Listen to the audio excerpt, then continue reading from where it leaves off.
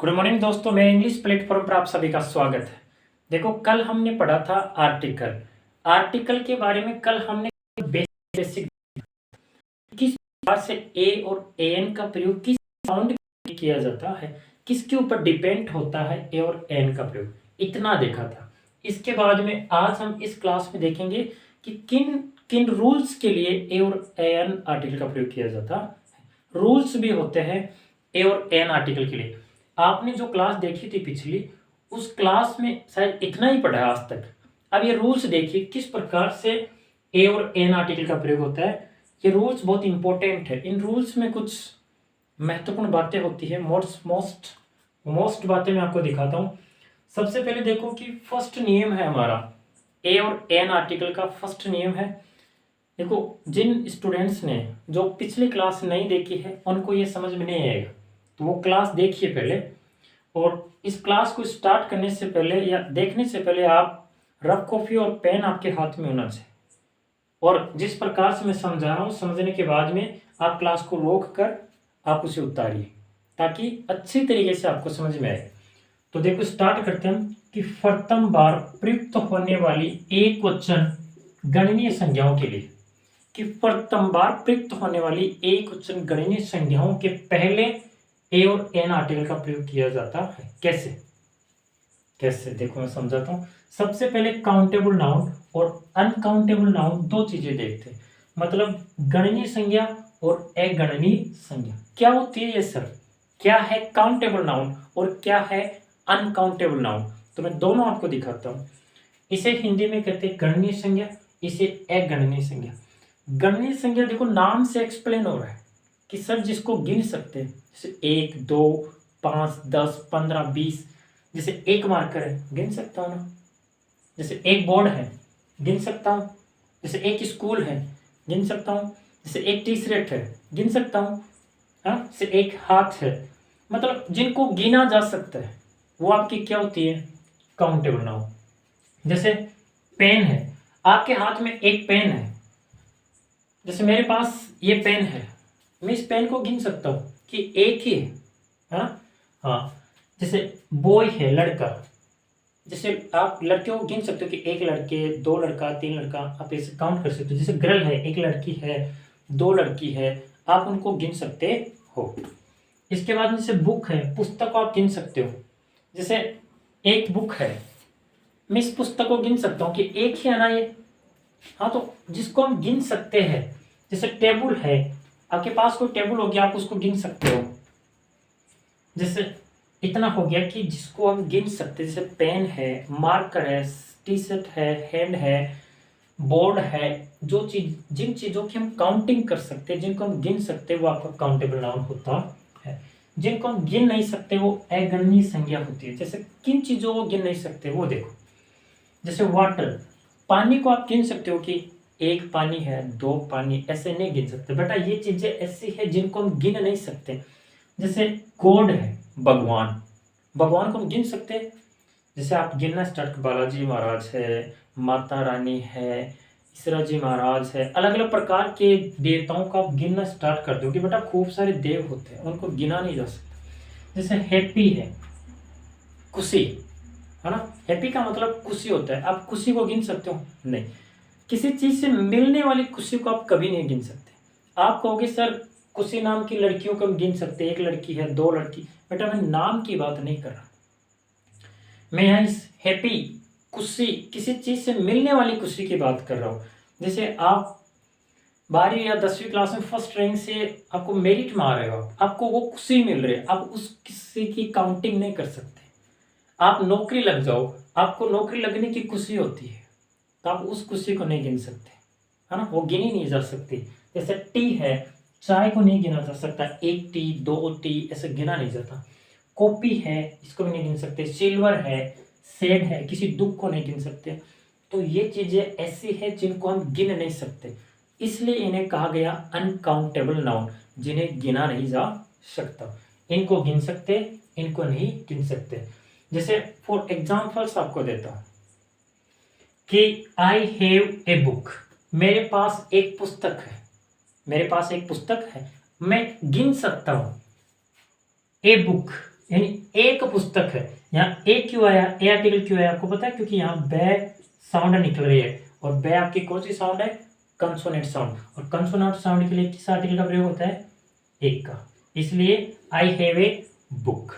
जैसे ही सा an old man, यानी कि वह एक बूढ़े आदमी को देखता है, तो ओल्ड मैन तो एन आर्टिकल आया, एक ही आदमी को देख रहा है, तो ओल्ड यहाँ ओ साउंड आ रही, ओ वोवेल साउंड है, और वोवेल साउंड के लिए आपका एन आर्टिकल। इस प्रकार से फर्स्ट नियम आपको समझ में आया कि प्रथम बार प्रयुक्त होने वाली एक वचन गणनीय संज्ञा यानी कि सिंगुलर काउंटेबल नाउन। सिंगुलर कैसे, अभी तक समझ में नहीं आया। सिंगुलर देखो, बुक पुस्तक एक ही है और एक होती है वो आपकी सिंगुलर होती है, तो इसके लिए आपका एक का प्रयोग। ओल्ड मैन भी आपका एक ही है, तो इसके लिए आपका एन आर्टिकल का प्रयोग हुआ है। इस प्रकार से यहां कहा गया था कि एक वचन गणनीय संज्ञाओं के लिए, सिंगुलर काउंटेबल नाउन के लिए एन आर्टिकल का प्रयोग किया जाता। फर्स्ट नियम आपको समझ में आया, अब आप इसको उतारिए।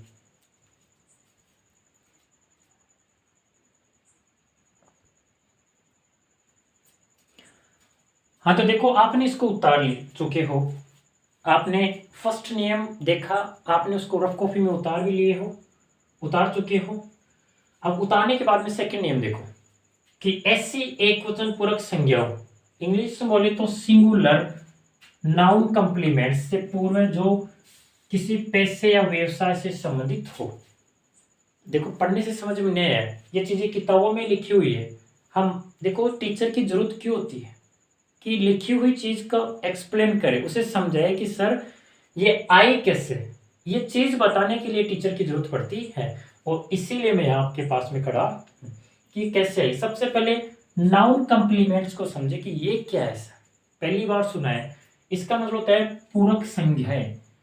पूरक संज्ञा का मतलब होता है व्यक्ति का व्यवसाय या पैसा। पैसे दो प्रकार के, तो रुपए वाले नहीं, पैसा यानी व्यवसाय। जैसे मेरा पैसा क्या है, मेरा व्यवसाय क्या है। जैसे मैं बोलूं कि मैं एक अध्यापक हूं, तो I am a teacher, I am a teacher, कि मैं एक अध्यापक हूं, ये मेरा व्यवसाय है। ये आपकी कंप्लीमेंट्स नाउन होती है, यानी व्यक्ति का व्यवसाय से संबंधित बताना, उसका व्यवसाय क्या है, वो व्यक्ति क्या करता है, तो वो सब आपकी कंप्लीमेंट्स होती है, नाउन कंप्लीमेंट्स होती है, पूरक संज्ञाएं होती है। जैसे मैंने बताया कि I am a teacher, teacher का मतलब अध्यापक, और इस टीचर से पहले ए आर्टिकल आया ना, ये टीचर कंप्लीमेंट्स नाउन है। जैसे शी इज एन एक्ट्रेस, यानी कि वह एक अभिनेत्री है, वह एक अभिनेत्री है। तो अभिनेत्री के लिए आपका एन आर्टिकल आया, क्यों, क्योंकि यहां पर वोवेल साउंड आ रही, और अभिनेत्री आपकी क्या है, कंप्लीमेंट्स नाउन। जैसे Neeraj is a doctor, Neeraj is a doctor, कि नीरज एक डॉक्टर है, तो डॉक्टर उसका व्यवसाय है, ए आर्टिकल का प्रयोग हुआ। तो आर्टिकल्स का प्रयोग हुआ ना, और आर्टिकल्स का प्रयोग क्यों हुआ, क्योंकि आर्टिकल्स के माध्यम से हमें यह बताया जा रहा है कि इसका व्यवसाय क्या है। तो आर्टिकल के माध्यम से हमें पता चल रहा है, और ए और एन का प्रयोग उसके लिए किया जाता है जो उसका व्यवसाय बताता है। तो यहाँ व्यवसाय बता रहे हैं ये कुछ नाउन्स है, जो जैसे टीचर, एक्ट्रेस, डॉक्टर, ये सब आपके कंप्लीमेंट्स नाउन है। और प्रश्न में कहा गया कि कंप्लीमेंट्स नाउन के पहले आर्टिकल ए और एन का प्रयोग किया जाता है, और वो कैसी होनी चाहिए, सिंगुलर होनी चाहिए। तो टीचर एक ही है, एक्ट्रेस एक ही है, डॉक्टर एक ही है, तो इसलिए आपका एन आर्टिकल का प्रयोग हुआ। देखो जैसे ए है, एन है, ए। ओके, अब आप इसका स्क्रीनशॉट लीजिए और रूल नंबर 3 देखते हैं।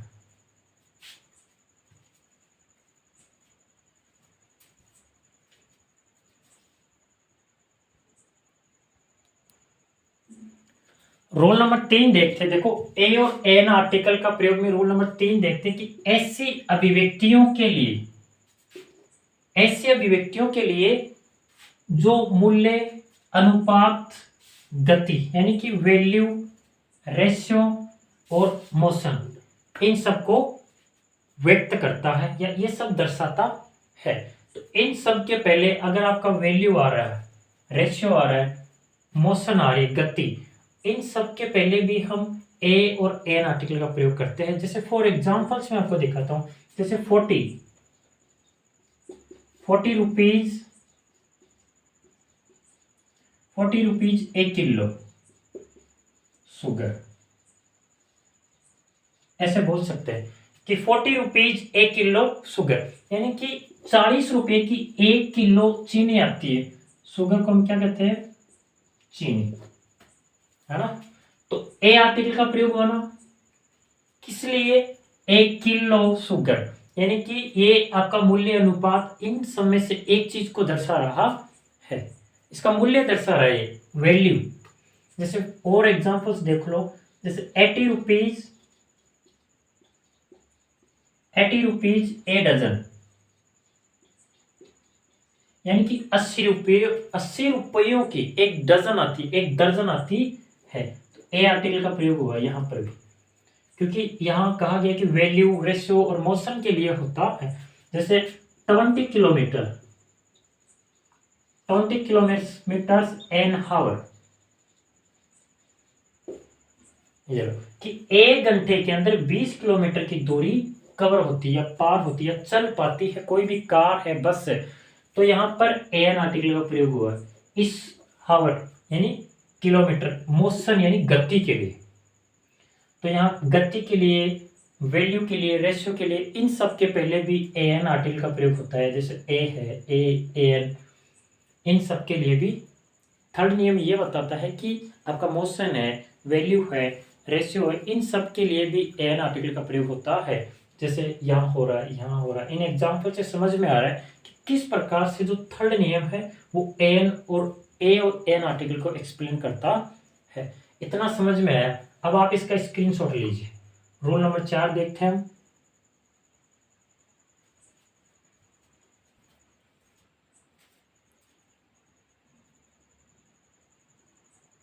तो रोल नंबर 4 देखते हैं हम, ना। रोल नंबर 4, 3 देख चुके इससे पहले। अब रोल नंबर 4 देखो, फोर्थ, विभिन्न बाहों को, यानी विभिन्न भाव होते हैं हमारे, को व्यक्त करने वाले एक्सक्लेमेटरी सेंटेंसेस में एक वचन संज्ञा यानी सिंगुलर नाउन्स के पहले आने वाले एडजेक्टिव विशेषण शब्दों से पहले। समझ में नहीं आया? देखो, कुछ रूल्स में ये पहले इसलिए लिख रहा हूं कि टाइम न लगे, ये हमारी जो क्लास वो लंबी न बने। तो ये रूल्स मैंने लिख दिया है। अब मैं इस रूल्स को आपको समझाता हूं कि किस टाइप से ये रूल्स आया है।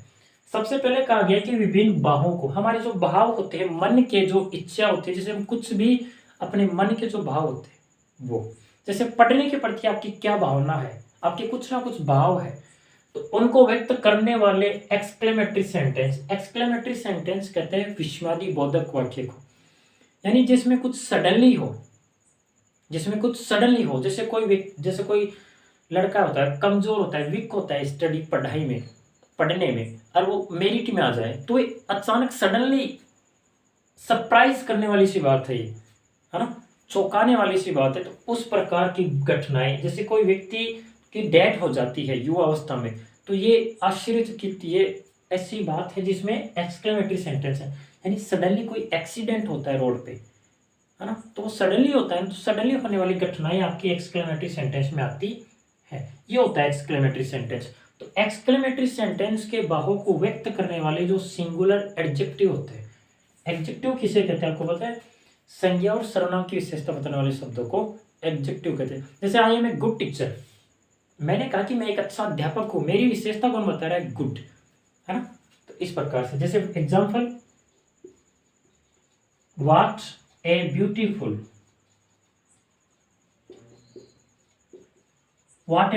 Flower, what a beautiful flower, ये आश्चर्यचकित सी बात है कि व्हाट ए ब्यूटीफुल फ्लावर, क्या सुंदर फूल है, एकदम से सडनली सी बात है ना ये, व्हाट ए ब्यूटीफुल फ्लावर, है ना।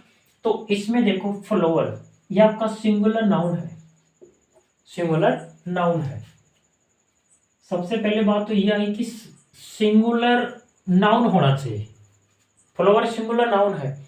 और इसकी विशेषता कौन बता रहा है? एडजेक्टिव। कहा है कि पहले आने वाले एडजेक्टिव विशेषण सबसे पहले, यानी कि ये ब्यूटीफुल है ना, सुंदरता, सुंदर, ये इस फ्लावर की विशेषता बता रहा है कि फूल कैसा है, सुंदर है ना। तो इस सुंदर के पहले क्या आ रहा है? ए आर्टिकल। वैसे कभी भी एडजेक्टिव के पहले आर्टिकल नहीं आता है, लेकिन अगर नाउन आ रहा है तो आएगा। तो व्हाट ए ब्यूटीफुल फ्लावर, यानी कि क्या, कितना सुंदर फूल है, तो इसके लिए आपका ए आर्टिकल आया है। जैसे एक और देखते हैं कि what A pretty girl, pretty girl. देखो वैसे प्रेटी का मतलब शुद्ध होता है, लेकिन यहाँ पर कहा गया कि एक शुद्ध और पवित्र लड़की, है ना, जिसका हृदय प्योर हो, पवित्र हो। तो प्रेटी के लिए ए आर्टिकल आया है। इस प्रकार से यह हुआ कि what a beautiful flower, what A pretty girl. अब देखो आप कहोगे कि सर ब्यूटीफुल बहुवाचक संज्ञा है, सुंदरता, प्रेटी भी वही है, फिर भी आर्टिकल का प्रयोग कैसे हो, ये मैं आपको समझाता हूं। समझिए कि सर एडजेक्टिव के पहले तो आपने कहा कि आर्टिकल का प्रयोग होता ही नहीं, क्योंकि मैंने नहीं कहा ऐसा, आप खुद ही कह रहे हो ये बात, आप खुद बोल रहे हो ऐसा, है ना। मैंने कहा कि नाउन के पहले क्या होता है? आर्टिकल। नाउन के पहले हमेशा आर्टिकल का प्रयोग होता है, लेकिन articles plus adjective plus noun, अगर ये सूत्र आता है तो आर्टिकल का प्रयोग होगा।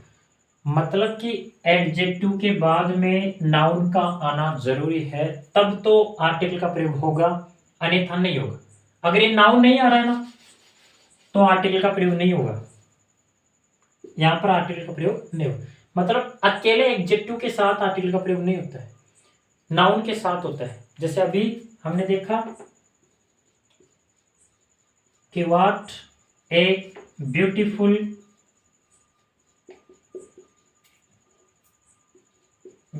फ्लावर, ये सेंटेंस हमने देखा। तो यहां देखो ब्यूटीफुल आपका एडजेक्टिव है, नाउन की विशेषता बताने वाला तो एडजेक्टिव होता ना, यहां फ्लावर आपकी नाउन है, एडजेक्टिव है, तो यहां आर्टिकल आया। अगर ये फ्लावर आया तभी तो आर्टिकल आया ना, अगर ये फ्लावर यहां नहीं होता, सपोज करो, तो यहां पर आर्टिकल का प्रयोग नहीं होता है। व्हाट ब्यूटीफुल, समझ गए।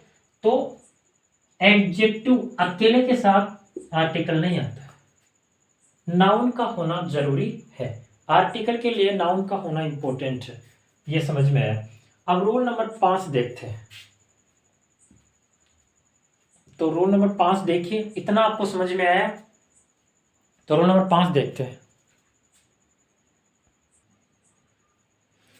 हाँ तो देखिए रूल नंबर 5 देखते हैं। रूल नंबर 5 में कहा गया है कि विभिन्न उपाधियों और पदों, यानी कि उपाधि और पद, डिग्रीज एंड पोस्ट के संक्षिप्त रूपों, यानी कि एब्रीवेटेड फॉर्म्स के पहले, संक्षिप्त रूप क्या होता है बेटा? जैसे कोई पद होता है, कोई उपाधि होती है, उनका संक्षिप्त रूप के पहले ए और एन आर्टिकल का प्रयोग होता है। जैसे मैं आपको एक्सप्लेन करता हूं, जैसे कोई व्यक्ति है, वो इंडियन एयरफोर्स में लग रहा है, इंडियन एयरफोर्स,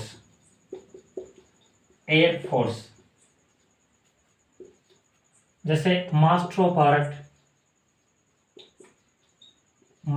आर्ट्स,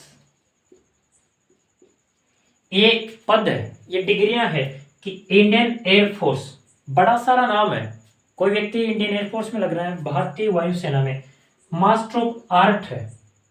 अब मैंने कहा कि ये तो कंप्लीट पद है व्यक्ति का, लेकिन इनका जो संक्षिप्त रूप है, एब्रीवेटेड फॉर्म है, जैसे मैं इसको लिख सकता हूं IAF, इंडियन से आई, एयर से ए, फोर्स से एफ, तो IAF। इसे बोल सकता हूं इंडियन एयरफोर्स। जैसे मास्टर ऑफ आर्ट तो एमए, एमए बोल सकता हूं मास्टर ऑफ आर्ट। तो ये इनका संक्षिप्त रूप है बेटा, ये इनका एब्रिवेटेड रूप है, और इनके पहले ही हमें ए और एन का प्रयोग करना, इनके पहले नहीं करना है। ये इनका संक्षिप्त रूप ये आ गया ना, मैंने कहा कि संक्षिप्त रूप के लिए, संक्षिप्त रूपों के लिए, है ना, तो संक्षिप्त रूपों के पहले किया जाता। तो जैसे फॉर एग्जांपल्स हम देखते हैं, जैसे मैं लिख सकता हूं कि एन एम ए से ए साउंड आ रहा है, एम ए, इसलिए ए एन आर्टिकल साउंड के अनुसार प्रयोग करना है। कभी ये नहीं कि मैं दिख गया तो ए आर्टिकल, नहीं, साउंड के ऊपर डिपेंड होता है। जैसे एन एम एस सी ऐसे, जैसे N I A F Indian air force, ऐसे आप प्रयोग कर रहे हो कि M A N, M S C A N, I F N, क्योंकि इन सब से वोवेल साउंड आ रही है, इसलिए यहां पर ए एन आर्टिकल आया है। जैसे ए बीकॉम, बीकॉम में बे साउंड आ रहा है, इसलिए ए आर्टिकल। जैसे ए यूडीसी, ए आ रहा है, इस प्रकार से। पीएम में ए पीएम। तो जिस प्रकार से इन संक्षिप्त डिग्रियों से, इन एब्रिवेटेड जो डिग्रीज हैं, इनसे जिस प्रकार की साउंड आएंगी उस प्रकार का आर्टिकल हम प्रयोग करेंगे। तो इनसे देखो vowel sound, vowel sound, vowel sound, तो एन एन एन, यहाँ ए ए। अब ये 5 नियम थे जो कंप्लीट हो गए ए और एन आर्टिकल को लेकर। हमने 5 नियम्स को आराम से विस्तार से देखा है, हर एक चीज को मैंने आपको एक्सप्लेन किया है, हर एक चीज को समझाया है। अब तक तो आपने ये पढ़ा कि ए और एन का प्रयोग यहाँ हो रहा है, यहाँ हो रहा है, लेकिन इतना नहीं पढ़ा या ये नहीं पढ़ा कि कहाँ नहीं हो रहा है। अभी ये नहीं देखा ना, ये और दिखाता हूँ कि यहाँ, अब तक तो ये पढ़ा कि कहाँ कहाँ प्रयोग हो रहा है, अब ये पढ़ोगे कि कहाँ प्रयोग नहीं हो रहा है। तो ये और देखिए, ए और एन आर्टिकल का प्रयोग कहाँ नहीं होता है, ये और देखते हैं। 2 जगह नहीं होता है बेटा, और हर जगह होता है। ए और एन आर्टिकल का प्रयोग 2 जगह नहीं होता है। अब इसको मिटा सकते हैं, 2 जगह कहाँ नहीं होता है, ऐसे लिख सकते हैं, ए एन आर्टिकल का प्रयोग नहीं होता है, नहीं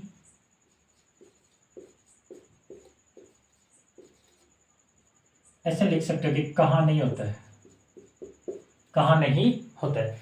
ए और एन आर्टिकल का प्रयोग कहाँ नहीं होता है। अब कहाँ नहीं होता है वो मैं आपको दिखाता हूं। एक तो प्लूरल नाउन, प्लूरल नाउन और अनकाउंटेबल नाउन।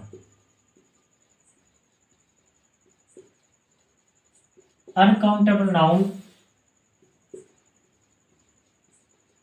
के पहले ए और एन का प्रयोग नहीं होता है, का प्रयोग नहीं होता है, नहीं होता है।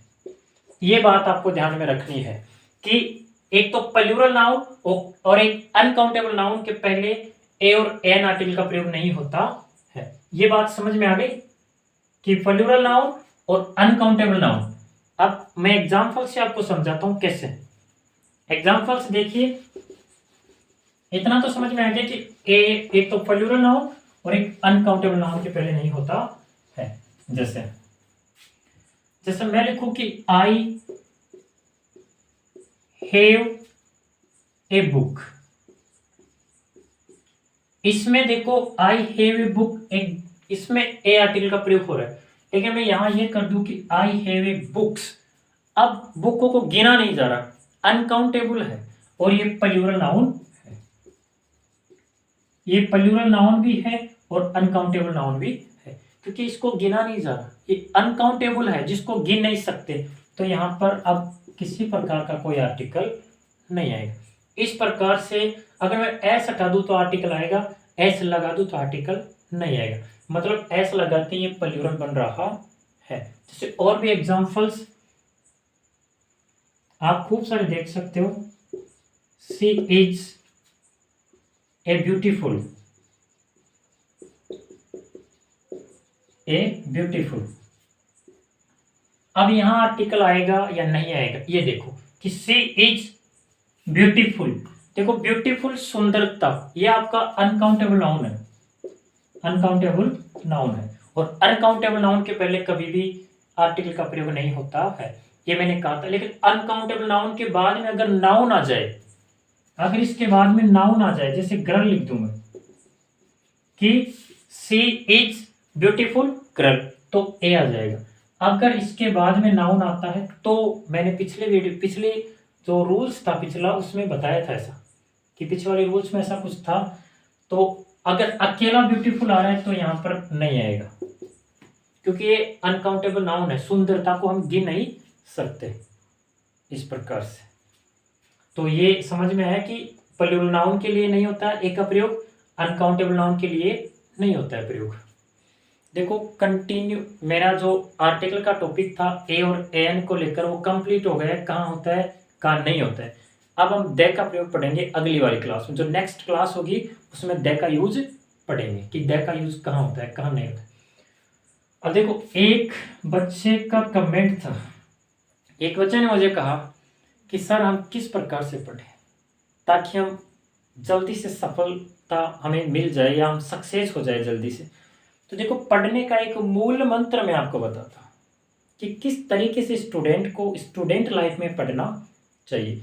मैं ये नहीं कह रहा, देखो सबसे पहले तो आपके दिमाग में ये बात होनी चाहिए कि हम मशीन नहीं है, हम इंसान है, हम रोबोट नहीं है। मानव को कभी भी अपने आप को मशीन नहीं मानना चाहिए। कई लड़के होते हैं, कई लड़कियां होती हैं, वो क्या सोच लेती है कि वो मुझे तो पढ़ना है, सारे दिन पढ़ना है। देखो बेटा सारे दिन नहीं पढ़ा जाता, वो बकवास बातें होती है कि मैं 15 घंटा पढ़ता हूँ, मैं 18 घंटे पढ़ता हूँ, मैं 20 घंटे पढ़ता हूँ। ऐसा देखो साइंस कहती है कि ऐसी मानव की बॉडी ही नहीं जो कंटिन्यू 20-20 घंटे पढ़े। इतना भी नहीं पढ़ना चाहिए, मेरा कहने का मतलब ये है। पढ़ने का भी लिमिट होना चाहिए, पढ़ाई भी लिमिट होनी चाहिए। ऐसा नहीं कि कोई व्यक्ति 20 घंटा पढ़ता है, उस व्यक्ति का दिमाग 10 घंटे तक ही चलेगा, 10 घंटे के बाद में उसका दिमाग चलना बंद हो जाता है।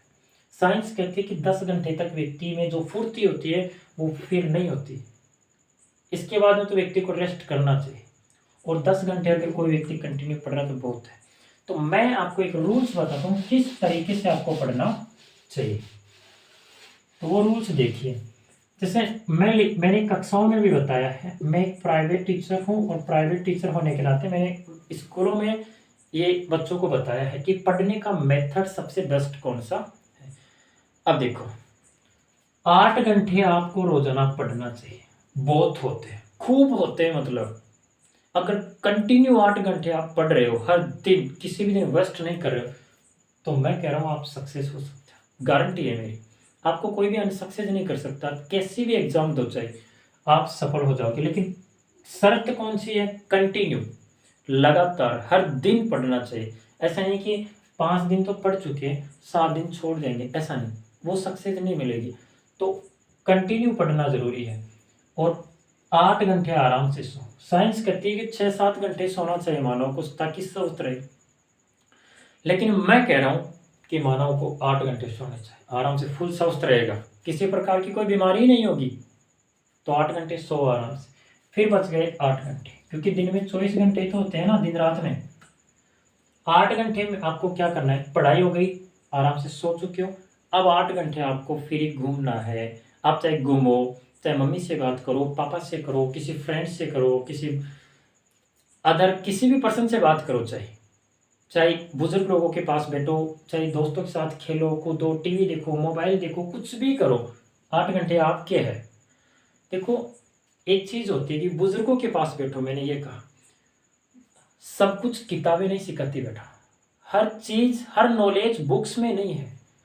आसपास के समाज को हमें पढ़ना चाहिए, किस प्रकार का समाज है, समाज में किस प्रकार के लोग रहते हैं, उनके पास बैठना चाहिए, उनसे उनकी शिक्षाएं लेनी चाहिए, उनका जीवन किस प्रकार से बीता है ये भी हमें पता होना चाहिए। ये बहुत इंपॉर्टेंट शिक्षा है जो कहीं नहीं सिखाई जाती, किसी शिक्षक के द्वारा नहीं सिखाई जाती, जो समाज में मिलती है। समाज में उठना बैठना ये संस्कार वहीं से मिलते हैं। किस व्यक्ति से किस प्रकार की बात करनी है, किसके सामने कितना बोलना है, ये हमें समाज सिखाता है। तो हमें इन 8 घंटों में से कुछ टाइम हमें समाज को भी देना चाहिए, ताकि, क्योंकि हर चीज़ मैं फिर से कह रहा हूँ कि बुक्स में नहीं होती। बड़े बुजुर्गों के पास बैठा करो, बहुत ज्ञान मिलेगा, इतना नॉलेज मिलेगा कि आप सोच में नहीं सकते।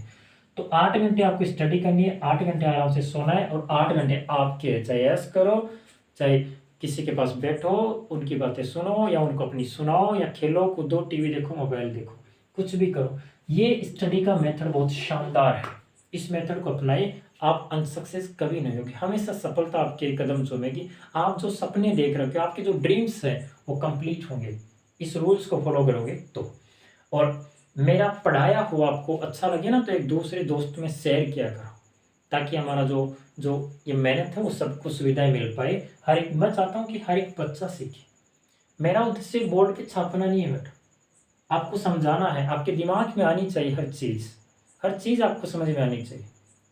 और मैं एक प्राइवेट टीचर हूँ, तो हर एक चीज़ को जानता हूँ। अभी मेरे बच्चों को कुछ दिनों पहले ही ग्रीष्मकाल छुट्टियाँ अभी आई है, तो मैं पढ़ा कर आया हूँ कि किस प्रकार से बच्चे की भावना है पढ़ने की, समझने की, ग्रीष्मकालीन छुट्टियों में बच्चे के क्या मनोभाव होते हैं, और मैं उसी माध्यम से स्टडी करवा रहा हूँ। तो आप मेरी क्लास को देखिए, रफ कॉपी साथ लेकर बैठिए, उसको नोट्स के रूप में उतारिए, क्लास बंद होने के बाद में आप उसको याद कीजिए। कोई चीज़ याद नहीं आ रही या समझ में नहीं आ रही तो एक बार वापस रिपीट कीजिए, क्लास को कंप्लीट तरीके से समझ में आएगी। ये आर्टिकल का एन का टॉपिक आज कंप्लीट हो चुका है। नेक्स्ट क्लास हम दैट का यूज पढ़ेंगे। ओके, अगर आपको मेरा पढ़ाया हुआ अच्छा लगे तो आप इसे शेयर कीजिए और इसे बार बार देखिए ताकि समझ में आए। Okay, bye. 32 की